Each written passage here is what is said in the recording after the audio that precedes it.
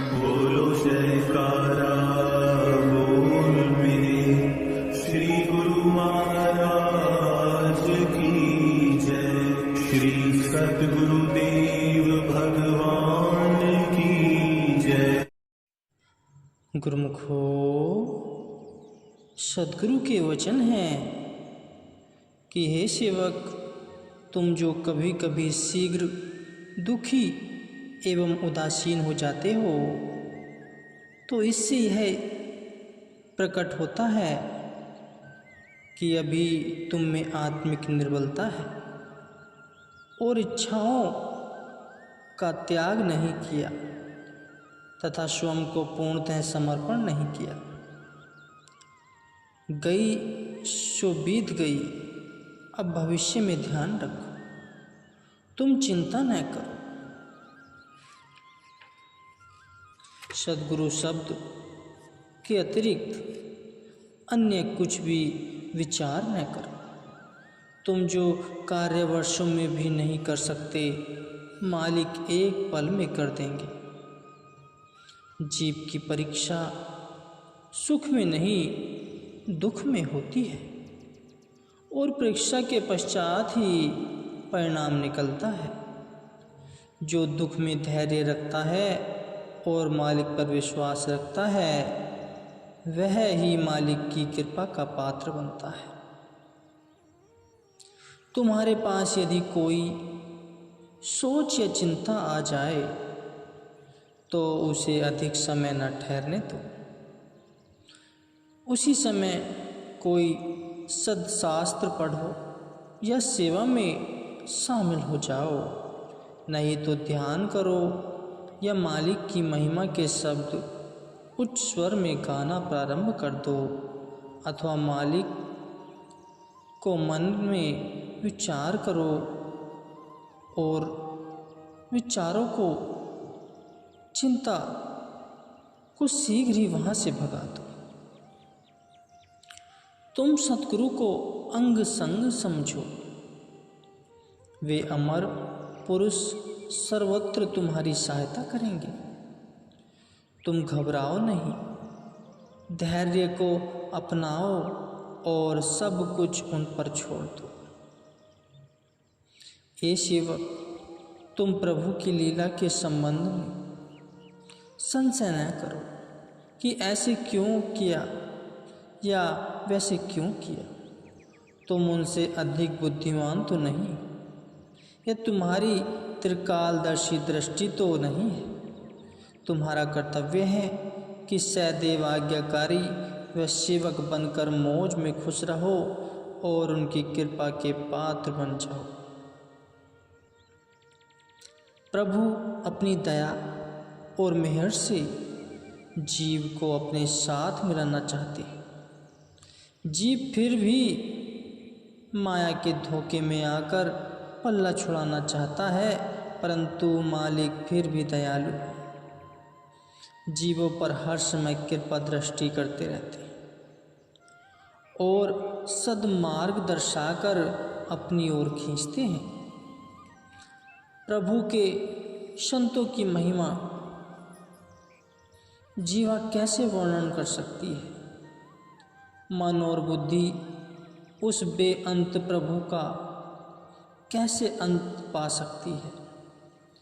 प्रभु अपने प्रिय संतों से सदैव बोलते हैं, वह संत उनकी आज्ञा के बिना एक पग भी आगे नहीं बढ़ाते। सावधान रहना, उनके संबंध में कुछ बुरा सोचा या कहा तो प्रभु से सहन नहीं होगा।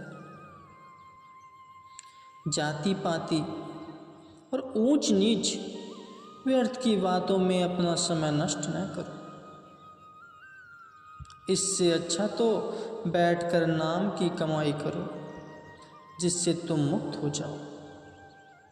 मालिक के दरबार का द्वार इतना सूक्ष्म है कि तनक भी अहंकार वाला व्यक्ति भीतर प्रविष्ट नहीं हो सकता। जो स्वयं को कुछ समझता है वह बाहर ही भटकता रहेगा और जो विनम्र भाव वाले हैं वे नियमों के मान प्रभु से मिलकर आनंद प्राप्त करेंगे। हे प्रभु, आपके बिना जो अन्य वस्तुओं से स्वयं को बहलाता है या दूसरों पर भरोसा रखता है, वह एक दिन धोखा खाएगा और पछताएगा।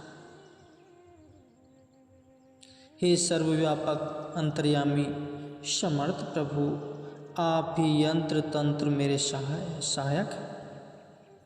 चाहे सैकड़ों संबंधी हों, कष्ट के समय में मेरी सहायता नहीं कर सकते। आप जल थल व नभ आदि प्रत्येक स्थान में व्यापक हैं और मेरी सहायता कर सकते हैं और कर रहे हैं।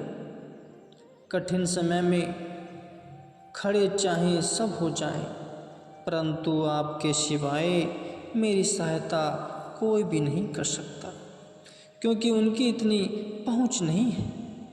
आप गुप्त और लंबी भुजाओं वाले हैं और आपका गुप्त हाथ सेवक की सहायता लोक परलोक में करता है। हे प्रभु, आप जो कभी कभी मेरे पास कष्ट भेजते हैं, वह भी आपके प्रेम का एक विचित्र मार्ग है। सुनार भी जिस सोने में से खोट निकालना चाहता है, वह उसे अग्नि में तपाता है। संसार के झकोले तो अस्थिर हैं, उनमें सेवक को परेशान नहीं होना चाहिए, क्योंकि वे आज हैं तो कल नहीं है। धैर्य करके साहस से पग क्रम से आगे बढ़ाकर और सेवक धर्म को निभाकर सद्गुरु की प्रसन्नता प्राप्त करनी चाहिए। हे प्रभु, मेरा मलिन मन बरजोरी मुझे विषयों की ओर आकर्षित करता है। मैं स्वयं इससे बचने में असमर्थ हूँ।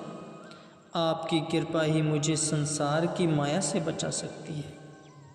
कार्य तो कभी बनता और कभी बिगड़ता रहेगा। सेवक को सदैव आनंदित रहकर सेवा करनी चाहिए। उस आनंद के आगे दुख महसूस ही नहीं होता और न ही वह सामने ठहर सकता है। सद्गुरु की मौज होती है कि सेवक सच्ची भक्ति करके लाभान्वित हो और इसके हित के लिए वे समय समय पर अनमोल वचन फरमाकर सच्ची भक्ति का मार्ग दिखाते हैं। अमल करने वाले तो माला माल हो जाते हैं और केवल सुनने वाले ऐसे ही समय व्यतीत कर देते हैं, परंतु फिर भी वे साधारण लोगों से अच्छे। इस दरबार के छोटे बच्चे भी जो सद्गुरु की आज्ञा मानते हैं और सेवा भजन में लीन रहते हुए भक्ति का आदर्श प्रस्तुत करते हैं, लोग उनका भी सम्मान करते हैं। गुरुमुखो, जो कार्य मालिक को प्रिय नहीं लगता वह न करो। मालिक को अंग संग जानकर आत्म कल्याण का कार्य करो। श्री सद्गुरु जी ने किसी भी सेवक की बख्शीश कर आप पर अत्यंत कृपा की है। उसी श्री आज्ञा के परिणाम स्वरूप ही कई गुरुमुख आपकी सहायता करेंगे, परंतु यह सब मालिक की ही कृपा समझनी चाहिए, न कि लोगों की। इसलिए स्वयं को सम्मान न देते हुए अपने मालिक की ही महिमा का गायन करना चाहिए। जो आपसे छोटे या आपके साथ कार्य करते हैं, उन्हें भी आप भक्ति व नम्रता के रस से सनी शिक्षा दें, ताकि वे भक्ति का सच्चा आनंद प्राप्त कर सकें। श्री सद्गुरु के अतिरिक्त जीव का संसार में और कोई भी अपना नहीं है। लोक परलोक दोनों जहाँ में केवल वे ही सच्चे मीत व संबंधी हैं। इसलिए जीव को मान भी केवल उन्हीं का ही होना चाहिए। किसी की लाखों करोड़ों की आय हो और अनगिनत सेवादार आज्ञा एवं संकेत मात्र पर चलने वाला क्यों न हो,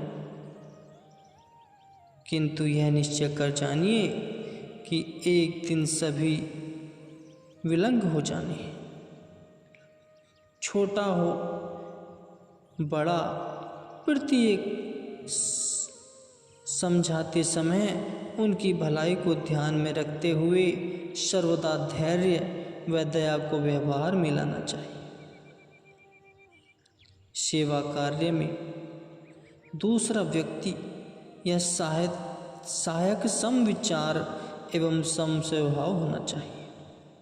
यदि ऐसा न भी हो तो सहन शक्ति का प्रयोग करते हुए धैर्य व सुमति से समय व्यतीत करना चाहिए। प्रेम और विश्वास का धन अत्यंत कठिनाई से संचित होता है और संशय व भ्रम द्वारा क्षण भर में विनष्ट हो जाता है। इसलिए सदैव सावधान रहना चाहिए कि मन इसे हस्तगस्त न कर ले। किसी के प्रति मन में नफरत या घृणा नहीं होनी चाहिए। आप कहेंगे कि अमुक व्यक्ति का व्यवहार ठीक नहीं है, परंतु जब भली भांति विचार करोगे तो ज्ञात होगा कि आपके विवेक में ही त्रुटि है। इसलिए प्रथम आप स्वयं को सिखावें तो दूसरे स्वतः सीख जाएंगे। कोई भी व्यक्ति यदि किसी के संबंध में या विरोध में आपसे कोई बात करे तो शीघ्र ही उसकी बात पर विश्वास नहीं करना चाहिए। अच्छी तरह प्रमाणित का निर्णय हो जाने के पश्चात यदि उसका दोस्त सिद्ध हो तो उसे प्रेम पूर्वक समझाना चाहिए। मालिक के प्रेमियों से कभी भी कड़वा या कठोर वाणी में नहीं बोलना चाहिए, क्योंकि उनका हृदय कोमल होता है। आप सदैव यही कहें कि मालिक सब तेरी ही महिमा व बड़ाई है। मेरा तो कोई नाम भी नहीं जानता। समय व्यर्थ नहीं गंवाना चाहिए। सर्वदा सुमिरन व ध्यान करते रहे। किसी की निंदा नहीं करनी चाहिए। जिन बातों के प्रभाव से दिल में दूसरों के प्रति घृणा अंकुरित हो, ऐसी बातों को न करिए और न ही सुनिए।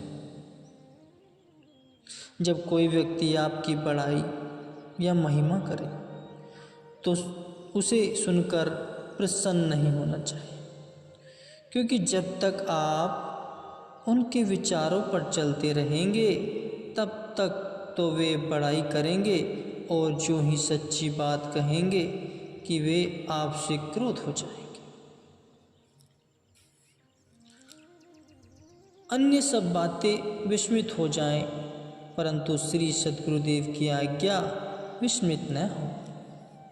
सबके साथ नम्रतापूर्ण व्यवहार करना चाहिए, क्योंकि गरीबी व खासखारी से ही गरीब निवाज मिलते हैं। यह सदैव याद रहे कि मेरा धर्म क्या है। अपना धर्म व कर्तव्य पूर्ण करने में पग सदा आगे ही बढ़ाते रहना चाहिए। समय अनुसार अपनी प्रकृति को बदल लेना चाहिए। यदि किसी आत्मा को हमारे कारण दुख पहुँचे तो उसके बदले स्वयं दुख सहन करें, उसे सुख पहुँचाने का प्रयत्न करना चाहिए। संसार में रहते हुए सभी कार्यों को अभिनय मानकर करो। जिस प्रकार रंगमंच पर नाटक खेलते हुए व्यक्ति अपना कर्तव्य पूर्ण करते हुए उसमें आसक्त नहीं होते, उसी प्रकार कर्तव्यों को कुशलता पूर्वक निभाना ही जीवन की सफलता है। यदि कोई कार्य बिगड़ जाए तो सद्गुरु पर विश्वास तथा भरोसा रखकर प्रेम से विनती करनी चाहिए, चतुराई से नहीं। यह सब मालिक का ही उत्तरदायित्व है। अपने सेवक की रक्षा वह स्वयं करेंगे और आपके पास दुख को नहीं भटकने देंगे।